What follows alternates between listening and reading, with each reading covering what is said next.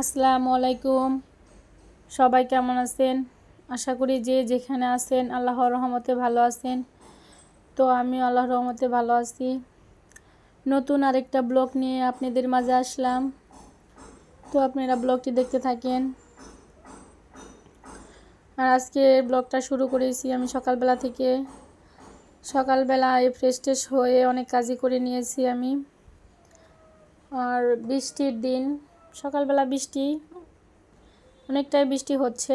এজন্য আপনাদের ভাইয়া বলতেছে যে একটু খিচুড়ি রান্না করো। আর বাসায় তেমন কোনো সবজিও ছিল না, যা সবজি ছিল সেগুলাই কুটে ভালো করে কুটে ধুয়ে, 2 প্রকার ডাউল ছিল, আমি খিচুড়িটাই তো বসায় দিয়েছি। আর এই খিচুড়িটা আসলে মিষ্টি লাউ, ডাউল, আলু, 2 প্রকার ডাউল ছিল, আলু ছিল, আর কি রুমে যা যা ছিল, অল্প সবজি ছিল, যা ছিল সেটা দিয়ে আমি রান্না করলাম সকালের খিচুড়িটা আসলে। আর খিচুড়িটা আসলে সবসময় চাউল অল্প করে দিয়ে ডাউল বেশি করে দিলে সেটাই ভালো লাগে। আর খিচুড়িটা মাশাল্লাহ খেতে খুবই মজা হয়েছিল। বৃষ্টি দিনে সকালবেলা পাতলা খিচুড়ি খেতে খারাপ লাগে না, ভালোই লাগলো। সকালবেলা খাওয়া দাওয়া করে আপনার ভাইকে বিদায় করে দিয়েছি। আজকে আর ও খাবার নিয়ে যায় না, যেহেতু সকালবেলা খিচুড়ি রান্না করছি, এর জন্য আজকে আর খিচুড়ি দেই নাই। কষি দুপুরে লাঞ্চ বানিয়ে পাঠিয়ে দিবনি, আমার ভেস্তে থাকে, ওর কাছে পাঠিয়ে দিব। আর এদিকে মেয়েকে সকালবেলা স্কুলে দিয়ে পাঠিয়ে দিয়ে ওকে খাওয়া দাওয়া করিয়ে আমি তো ঘরের কাজগুলো সেরে নিলাম। কারণ ঘরের কাজগুলো সারা থাকলে ভালো লাগে, রান্না করতেও ভালো লাগে। আর ওই কদিন আমি আসলে সকালবেলা রান্না করছি, আর একঘেয়েমি কোনো কিছুই ভালো লাগে না। এর জন্য ভাবতেছি এখন থেকে আবার কিছুদিন দুপুরে রান্না করব। মানে সকালবেলা উঠে নিয়ে রান্না নিয়ে রান্নার একটা প্যারা নিয়ে ওঠা লাগে, কি রান্না করব কি করব। এই জন্য ভাবছি সকালবেলা এখন থেকে কয়েকদিন আবার হালকা পাতলা খাবো, তারপরে আবার দুপুরের জন্য রান্না করব। দুপুরে রান্না করলে একটু কষ্ট হয় আমার জন্য, যেহেতু ছোটো বাচ্চা, ওকে নিয়ে রান্না করতে হয়। তবে অনেক ভোরে উঠতে হয় দেখা যায় সকালবেলায়। আবার সকালবেলায় রান্না করে নিলে ফ্রি থাকা যায়, এটা ঠিক আছে। কিন্তু আবার কয়েকদিন রুটিন চেঞ্জ করব, ভালো লাগতেছে না, মানে প্রতিদিন সকালবেলা ঘুম ভেঙে উঠে। এই জন্য আজকে আসলে সকালবেলা রান্না করি নাই, সকালবেলা খিচুড়ি খেয়ে নিয়েছি আমরা আজকে। আর এদিকে আমি বাবুকে কুলে নিয়ে বাসার সমস্ত কিছু পরিষ্কার করে নিলাম, রুমটাকে একদম ক্লিন করে নিলাম। বাসায় কেউ নেই, রুম টুম ঝাড়ু দিয়ে বিছনা টিছনা আর কি যা কাজগুলো থাকে, 2 রুমের বিছনা চাদর চুদর ভালো করে পরিষ্কার করে আমি সব কাজই করে নিয়েছি। ফিল্টারে পানিও ছিল না, সেই ফিল্টারে পানিও দিয়ে নিয়েছি।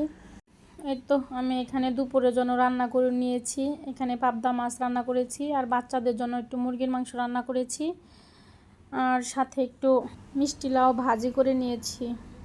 আর দুপুরে রোজার আব্বুর জন্য লাঞ্চটা পাঠিয়েও দিয়েছি।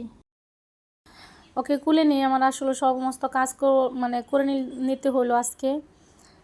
একটু ঠান্ডা লাগছে তো, কেন হয়েছে, মানে কান্না করতেছে, ঘ্যান ঘ্যান করতেছে।